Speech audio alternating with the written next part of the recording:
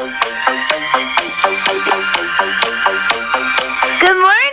Welcome to Between the Cleats, Mr. Jim Cornette. I just instantly appear with my entrance music and everything. This is magical. Magical on the airwaves today. And is that the chuckle of Tommy Noe that I hear alongside the beautiful Courtney Combs? Yes, sir, it is. Yes, it is. My God. Well, you guys got a lot of splaining to do this morning. Explain to me how my longtime friend, the bashful and retiring and shy and prim and proper Tommy Noe has become best friends with an internationally recognized, world-renowned porn star who's all over ESPN and all the PNs and all the networks and a sports expert. I don't understand. My mind is being blown at these developments. Well, Tio, you want to explain it? No, you could go ahead. Okay, so Tio and I have a mutual friend. Her name's Roxy Reynolds, who's also an adult film star. And she introduced us, and we've been friends now for over a decade. And come to find out, about 6 months ago, his mother is actually related to, like, my grandfather's family. So, like, distant cousins, because I was born in West Virginia. So it's kind of crazy how it worked out, right? Crazy. Oh, but now, wait a minute. Since you were born in West Virginia and y'all are distant cousins, does that mean you're kissing cousins? No. He's my bestie, no. No. But Tommy, he does kiss. how are you? He kisses a lot of my friends.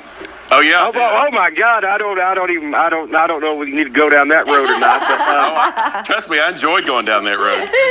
well, the old highway there. But I'm glad to be on the program this morning. I couldn't resist the urge to be the guest and to ask these burning questions.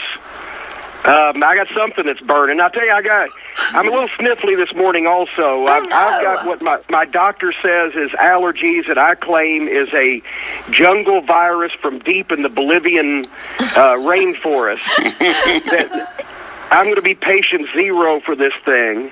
But while I'm able to speak, I'm at your disposal. Okay, well, how did you meet Tommy?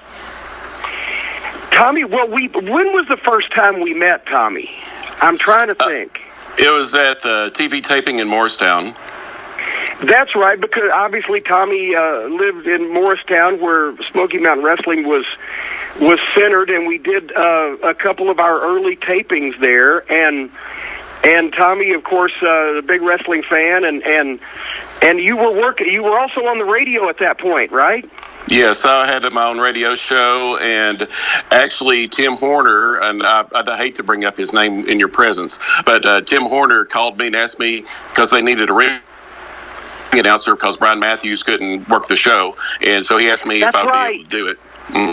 So I came to the show, and the first thing I saw was you and Bob Caudle hosted the Year in Review for the first year of Smoky Mountain Wrestling. Then we did like 3 or 4 shows that night at East High School.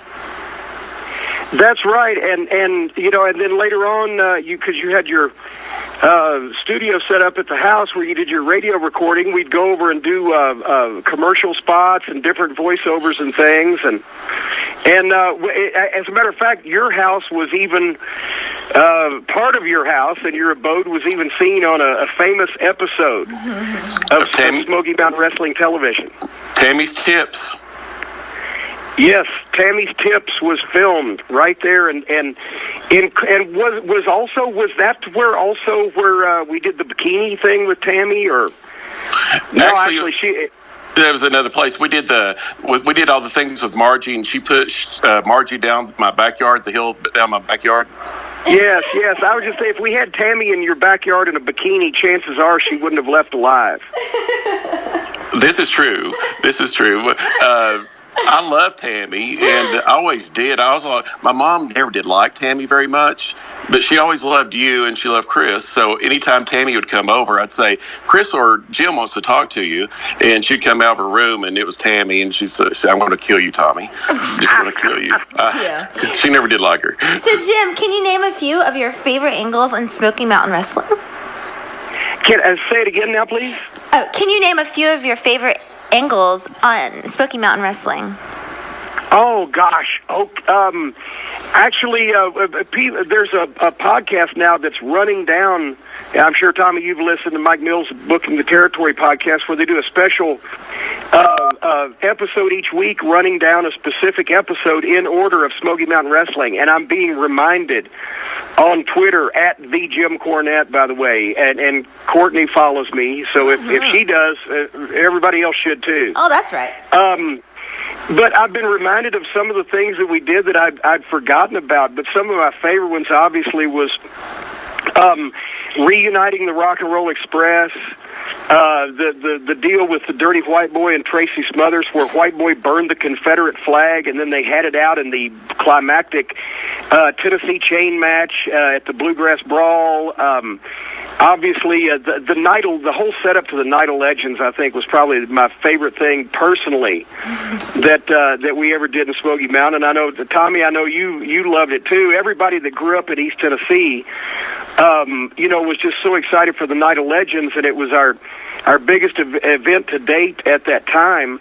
And also the week before the event at the Knoxville Coliseum, we did an 8 rating on Fox 43 that Sunday morning to see the Go Home show, and where we're bringing all the legends back and everything. And I don't think any wrestling program today on local television, cable television, the internet, anything does an 8 rating. So that was one of my favorite parts.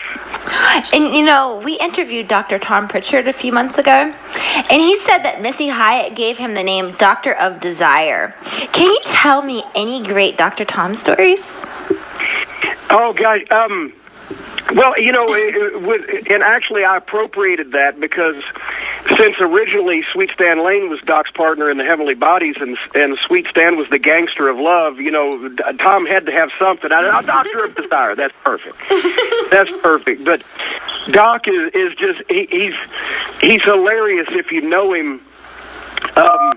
He's not. He likes to sit in the corner. He's not boisterous. He's not loud and obnoxious. But he likes to sit in the corner and slip the depth charge in somebody else's conversation where everybody else is going at it, and all of a sudden Doc just puts the clincher in. So he's got that understated sense of humor. But he was one of the MVPs, along with the Rock and Roll Express, Bullet Bob Armstrong, Jimmy Del Rey, and maybe just Tony Anthony and Tracy Smothers, a couple of other guys that really, if it hadn't been for them, Smoky Mountain would have not been nearly as well received as it was. They were the grade 8 on my football team.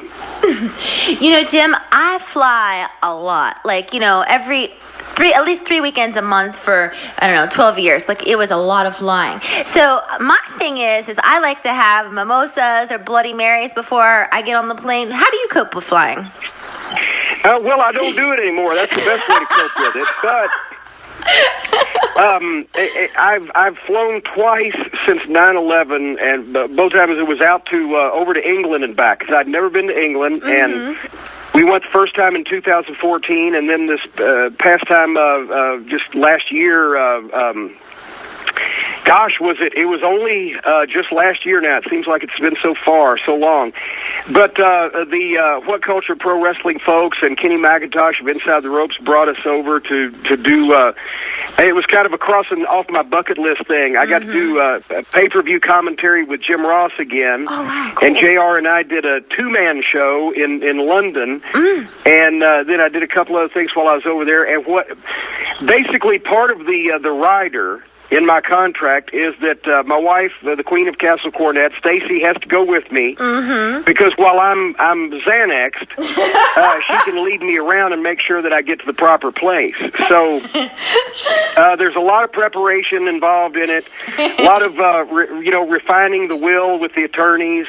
I go on my last meal tour in case anything happens. I want to eat all the food that I could potentially ever eat. Then we get to the airport about 4 hours early, and I once I get in the airport, have a Xanax or two, maybe wash that down with a screwdriver, vodka and orange juice. Then before the flight, at some point when I start vibrating, another Xanax or two, and then finally, right when they board, another one. I find that if I've got about 1 milligram of Xanax per every hour in the air in me, then even though she says I'll wake up on the planes, and sometimes I even eat, I don't remember it. And actually, when we land, I speak to people, and I'm somewhat coherent. And then they take us to the hotel, and they check us in, and I go to bed, and I get up the next day and have no idea how I got to the hotel. That sounds great, though, right? No fear, no stress. Yes, that's how there's plenty of stress beforehand, because as soon as I know, it's like being told, okay, in 6 weeks you're going to get on an airplane. In like 6 weeks you're going to have your balls taken out, or some horrible. And there's the trepidation and the fear and the anxiety and the nervousness leading up to that. And then once I'm there, I'm fine until we have to go home. And then once I get home, then I breathe a sigh of relief. And then I go on not the last meal tour, but I go on the celebratory meal tour that I've still lived to fight another day, and so I eat everything that I want for a week after that.